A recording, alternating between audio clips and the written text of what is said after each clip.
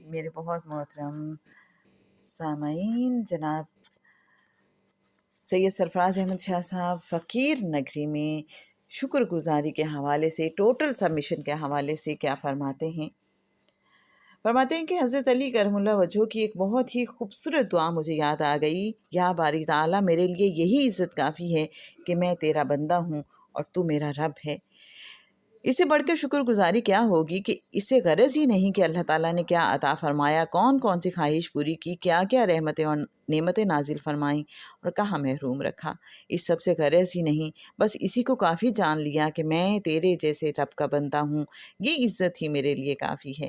پھر حضرت علی کرم اللہ وجہہ فرماتے ہیں، یا اللہ بے شک تو ویسا ہی ہے جیسے میں نے تجھے چاہا، تو بھی مجھے ویسا ہی بنا دے کہ جیسے تو چاہتا ہے۔